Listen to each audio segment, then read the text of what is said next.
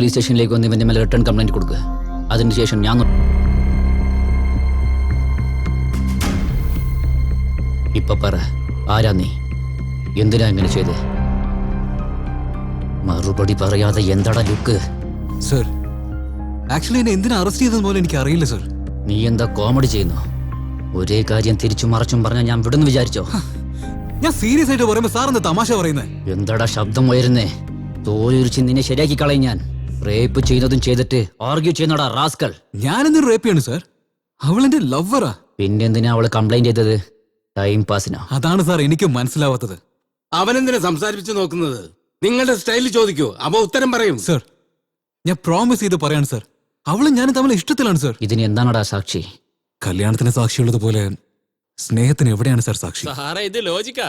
ഏയ്, ഇവന്റെ കാര്യത്തിൽ തലയിട്ടാൽ നീ ജീവിതകാലം മുഴുവനും അകത്ത് കിടക്കേണ്ടി വരും. ഇക്കാലത്ത് Facebook, WhatsApp, message, chatting, dating, എന്തിനെടുത്താലും സെൽഫി, മണിക്കൂറോളം വർത്തമാനം. അതുമല്ലാണ്ട് അതിനു മേലെ പോയി ചെയ്തതൊക്കെ വീഡിയോ എടുത്ത് അപ്ലോഡ് ചെയ്യുന്നു. നീ എന്താന്ന് വെച്ചാ സാക്ഷിയില്ലെന്ന് എന്നോട് കഥ പറയും. സാറിന് ഇങ്ങനെ പറഞ്ഞു മനസ്സിലാക്കണമെന്ന് എനിക്ക് അറിയില്ല. സത്യം തുറന്നു പറയാൻ നടന്ന കാര്യം പറയാം. ഞാൻ ആഡ് ഫിലിമിന് വേണ്ടി ലൊക്കേഷൻ നോക്കാൻ വേണ്ടി ആ നാട്ടിലേക്ക് പോയിരുന്നു. ഞാൻ അവിടെ എത്തിയതിനു ശേഷം എന്റെ അനിയത്തെ എന്നെ ഫോൺ വിളിച്ചു. ഏതായാലും നീ അത്രയും ദൂരം പോയതല്ലേ, എന്റെ ഫിയാൻസിയുടെ സിസ്റ്ററിനെ പോയി കണ്ടിട്ട് വന്ന് അവൾ എന്നെ ഒരുപാട് ഫോഴ്സ് ചെയ്തത് കൊണ്ട് ഞാൻ അവരെ കാണാൻ പോയി. ഞാൻ ഫ്രഷ് ആയിട്ട് പോവാന്നേ.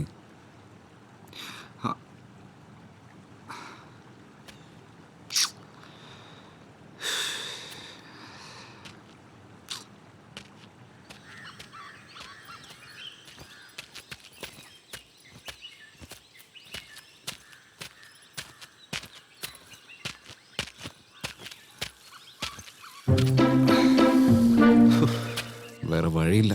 Excuse me. ഒന്ന് വെയിറ്റ് ചെയ്യുന്നേ. സൂത്രത്തെ തടയാം, പക്ഷെ മൂത്രത്തെ തടയാൻ പറ്റുമോ സാറേ? ഇപ്പൊ പറഞ്ഞോളൂ സാറേ.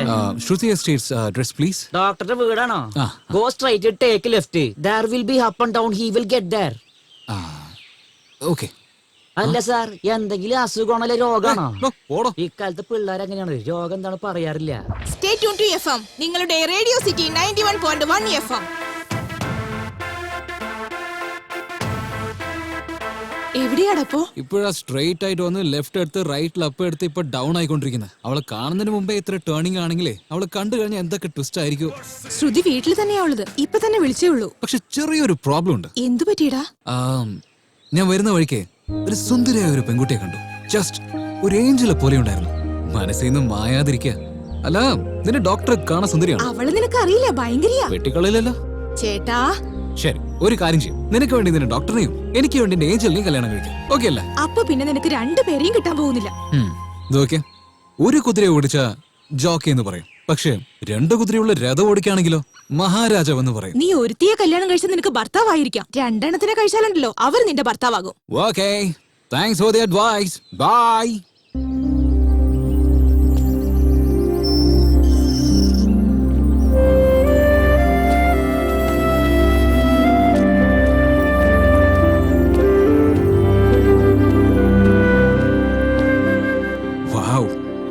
വീടിന്റെ ഒരു പാലസ് പോലെ ഉണ്ട്.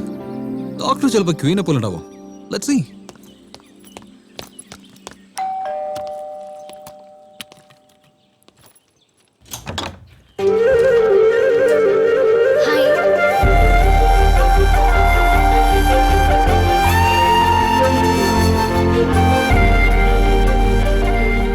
ഡോക്ടർ ശ്രുതി. 199%. അഭിരാം 100%. ഞാൻ അകത്ത് വന്നോട്ടെ? പറ്റില്ല എന്ന് പറഞ്ഞാ നിങ്ങൾ പോവോ? Just 42 seconds please. 42 seconds? പറയടാ. ഏയ്, നിന്റെ എൻഗേജ്മെന്റ് ഡേറ്റും എന്റെ കല്യാണ ഡേറ്റും ഫിക്സ് ചെയ്തോ? എന്താടാ ശ്രുതിയെ നീ കണ്ടിരുന്നോ? ഇത്ര വേഗം എല്ലാം ഉറപ്പിച്ചോ? അല്ലല്ല, ജസ്റ്റ് നേരിട്ട് കണ്ടു, അത്രേ ഉള്ളൂ. പിന്നെ എങ്ങനെയാണെന്നാണ് ചോദിക്കുന്നത്? ഞങ്ങളുടെ കല്യാണം സ്വർഗത്തിൽ എപ്പോഴേ നടന്നു കഴിഞ്ഞു. എന്നാലേ കുടുംബം എന്നുള്ള നരകത്തെ നീ അനുഭവിക്കാൻ പോകുന്നേ ഉള്ളൂ. ശരി, ശ്രുതി എങ്ങനെയുണ്ട്? Just average. എന്റെ അത്ര കളറൊന്നുമില്ല. ശരി, എന്ത് ചെയ്യാൻ പറ്റും? നിനക്ക് വേണ്ടി അഡ്ജസ്റ്റ് ചെയ്യാം. എടാ, ഈ കാണുന്ന കളർ കൊണ്ടൊന്നും ഒരു പ്രയോജനവുമില്ല. എന്നാൽ ഈ പറയുന്ന കളർ മനസ്സിന് ലഭിച്ചാലുണ്ടല്ലോ ജീവിതം മുഴുവൻ സന്തോഷായിരിക്കാം. അതുപോട്ടെ, ശ്രുതി നല്ല കളറുള്ള പെൺകുട്ടിയാണല്ലോ. അതായത് ആക്ച്വലി അകത്തേക്ക് വരൂ. ആ അതെ, ഞാൻ പിന്നെ വിളിക്കട്ടോ.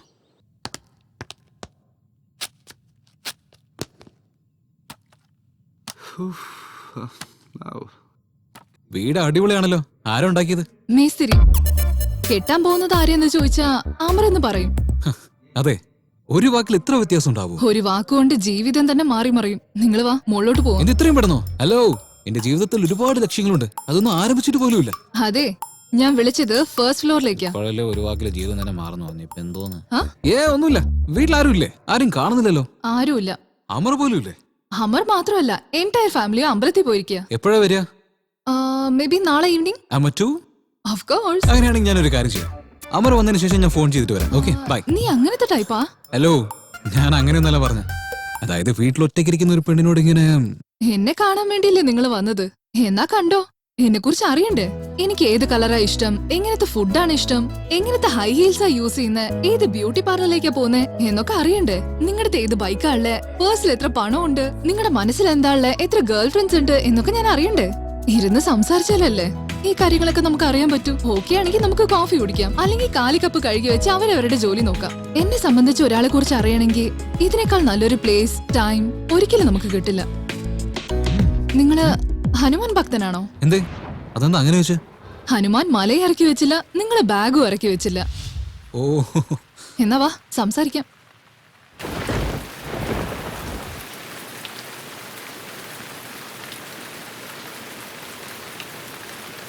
മഴ പെയ്തു തുടങ്ങി, ഇനി നിങ്ങൾ തുടങ്ങിക്കോ. ഓക്കെ. എന്നെ ആക്ച്വലി സൂപ്പർ ഗ്രേറ്റ് എന്നൊക്കെ പറയാറുണ്ട്, ബട്ട് എനിക്ക് സിമ്പിൾ ആയിട്ടിരിക്കാനാ ഇഷ്ടം. എന്റെ പേര് അഭിരാം. എല്ലാവരും എന്നെ സ്നേഹത്തോടെ അഭി എന്ന് വിളിക്കും. പഠിച്ചത് ഡിഗ്രി, ചെയ്യുന്നത് ആഡ് ഫിലിംസ്. എനിക്കൊരു സിസ്റ്റർ ഉണ്ട്, അവൾ എനിക്ക് ഒരുപാട് ഇഷ്ടമാണ്. എന്റെ sister and your brother, they both are in love. കല്യാണം കഴിക്കാൻ തീരുമാനിച്ചിരിക്കുക. ആ കാര്യം തനിക്ക് അറിയാലോ. ഞാൻ ആക്ച്വലി എന്റെ ആഡ് ഫിലിമിന് വേണ്ടി ലൊക്കേഷൻ നോക്കാനാണ് വന്നിരിക്കുന്നത്. എന്തായാലും ഇത്രയും ദൂരം വരുന്നതല്ലേ. എന്റെ സിസ്റ്റർ വീണ്ടും വീണ്ടും ഫോഴ്സ് ചെയ്തതുകൊണ്ടാ ഞാൻ ഇങ്ങോട്ട് വന്നത്. ഷൂട്ടിങ്ങോ? ആരൊക്കെ വന്നിരിക്കുന്നേ? ഹീറോ ആരാ? എനിക്ക് ഷൂട്ടിംഗ് കാണുന്ന ഒരുപാട് ആഗ്രഹമുണ്ട്, എന്നെയും കൂടെ കൂട്ടുവോ? ഹലോ, ഇത് സിനിമ ഷൂട്ടിംഗ് ഒന്നുമല്ല, ആഡ് ഫിലിം. ഇതിൽ ഹീറോ ഹീറോയിൻസ് ഒന്നുമല്ല, കോൺസെപ്റ്റ് ആണ് മോസ്റ്റ് ഇമ്പോർട്ടന്റ്. എന്ത് കോൺസെപ്റ്റാ? അതൊന്നും പറഞ്ഞത് എനിക്ക് മനസ്സിലാവില്ല. മനസ്സിലാവുന്ന രീതി പറഞ്ഞ ഉറപ്പായും മനസ്സിലാവും. പറ കേക്കട്ടെ. ഓക്കെ, നിന്റെ ഇഷ്ടം. Imagine 2 characters. ഒരാൾ നീ, ഒരാൾ ഞാൻ. ഒരു മനോഹരമായ നദി. ആ നദിയോരത്ത് മരത്തിന്റെ മുകളിൽ ഒരാളിരുന്ന് മരം വെട്ടിക്കൊണ്ടിരിക്കുന്നു.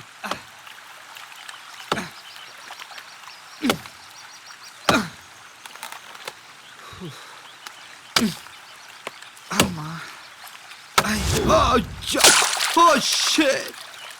What the beep? അയ്യോ അയ്യോ. എന്റെ കോടാലി വെള്ളത്തിൽ വീണല്ലോ.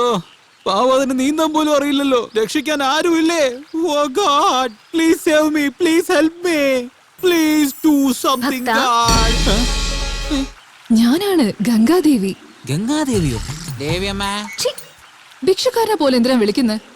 ദേവിയോട് അപേക്ഷിക്കുന്ന പോലെ തോന്നിയില്ല. മാറ്റർ എന്താന്ന് കറക്റ്റ് ആയിട്ട് പറ. ദേവി, ആ കോടാലി എനിക്ക് പരമ്പരയായിട്ട് കിട്ടിയ സ്വത്താ. അതിപ്പോ വെള്ളത്തിൽ വീണു. ഞാനിപ്പോ എന്താ ചെയ്യാ Devi? Don't fear, I am here. ഇതാ നിന്റെ കോടാലി. Take this one. ഇതെന്റെ അല്ല. അങ്ങനെയാണെങ്കിൽ ഇത് നോക്ക്. No, this is not mine. You are mistaken me. എന്റേത് ബേസിക് മോഡലാണ്. This is silver. അതെയോ? അപ്പൊ ഇത് നോക്ക്.